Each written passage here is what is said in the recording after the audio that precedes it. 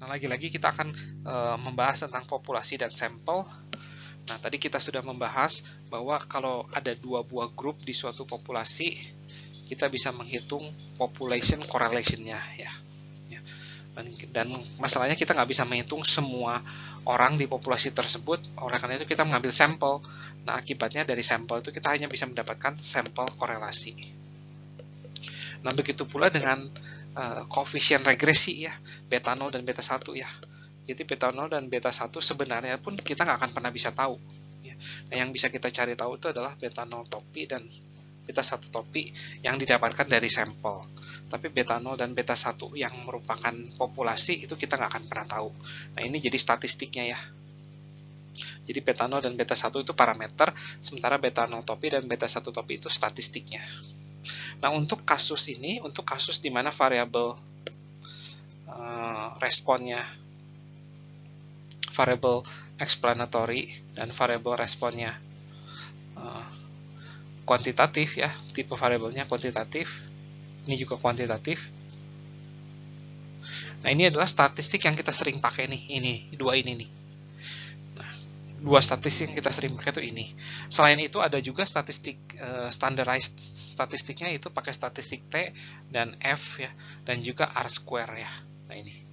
Nah, kita juga sering pakai ini nih. Nanti akan saya jelaskan satu-satu nih apa arti ini dan ini nih ya. Selanjutnya kita akan ada satu studi kasus. Nah, dari studi kasus ini, pertanyaan yang ingin dicari tahu oleh si peneliti itu adalah ini nih. Apakah mahasiswa yang lebih sering beraktivitas di kegiatan non-akademik mempunyai IPK lebih rendah daripada mahasiswa pada umumnya ya.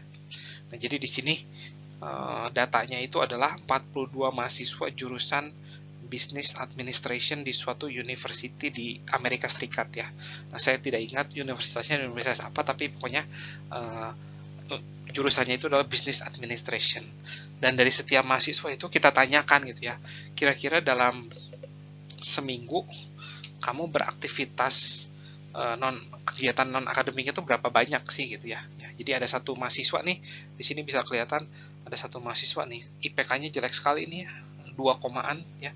Terus dia sering sekali beraktivitas non akademik nih, hampir 90 jam ya. Aktivitas non akademiknya itu luar biasa banyaknya. Tapi ada satu mahasiswa juga ini ya, IPK-nya lumayan bagus, 3 komaan. Aktivitas non akademiknya itu dalam seminggu cuma sekitar berapa jam doang ya. Entah cuma buat nonton TV atau cuma buat browsing ya, saya tidak tahu ya. Nah, jadi kemudian kita lakukan eksplorasi terhadap data tersebut ya, dan dari data, dari gambar, dari grafik ini terlihat bahwa ada kecenderungan turun ya.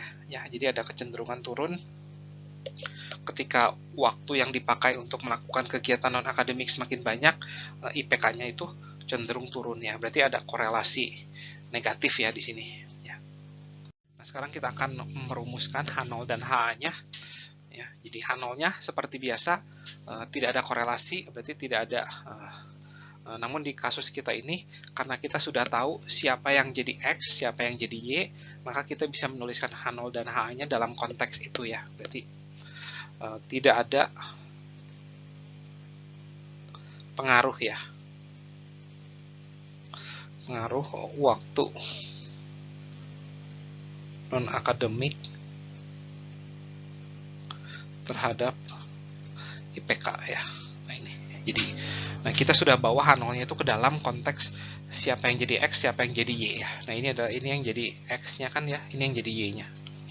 Nah, namun di HA-nya itu si peneliti kan ingin meneliti bahwa ada pengaruh negatif ya. Jadi ada pengaruh negatif antara korelasi negatif ya antara waktu non akademik dengan IPK. Berarti HA-nya berarti ada pengaruh negatif antara waktu yang digunakan untuk non akademik terhadap IPK ya. Dan dalam simbol, nah di sini saya tidak pakai korelasi, tapi saya akan pakai beta 1 ya. Jadi kalau tidak ada pengaruh, berarti beta satunya itu 0 ya. Tapi kalau ada pengaruh negatif, berarti beta satunya itu kurang dari 0 ya. Nah, semoga cukup jelas ya kenapa saya pakai B1.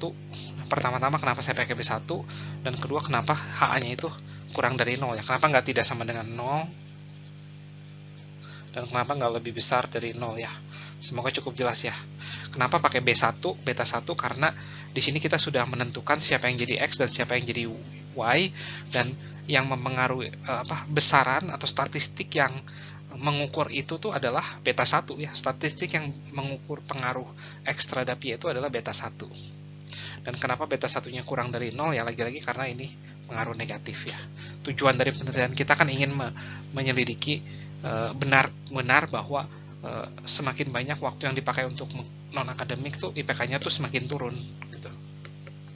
Dan ternyata dari yang kita perhitungan, kita bisa gunakan applet nih untuk menghitung ketiga ini nih. R-nya itu adalah minus 0,29, beta 0-nya, model regresinya tuh ini kita dapatkan bahwa Y sama dengan ditambah min 0,00 dan X. Nah, ini adalah model regresi yang didapatkan nih ya dari formula yang tadi saya sudah bahas. Nah, ini adalah beta 0-nya, beta 0 topi, ini adalah beta 1 topi. Nah, di sini kita ingin menyelidiki apakah beta 1 topi ini tuh minus 0,0059 tuh adalah kebetulan doang atau memang dia beneran negatif ya. Tujuan kita tuh ingin menyelidiki itu. Dan kita akan melakukan simulasi. Nah, simulasinya tuh sama seperti tadi ya. Jadi misalkan saya punya 5 pasang nih, XY1, XY2, XY3, XY4, dan XY5. Nah, saya akan melakukan simulasi. Caranya gimana? Pertama-tama kita hitung nih, beta 0, beta satunya tuh berapa? Yaitu minus 0,0059. Kemudian si Y1 sampai Y5 ini yang akan kita ambil, akan saya pisahkan, saya aduk, terus saya bagikan kembali ya. Ya bisa aja si X1 berpasangan dengan Y2 sekarang, si X2 berpasangan dengan Y5, X3 berpasangan dengan Y1, X4 berpasangan dengan Y4 lagi gitu ya.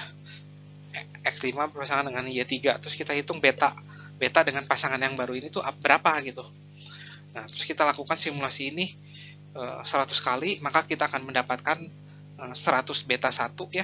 Jadi saya akan dapatkan 100 beta 1 nih ya.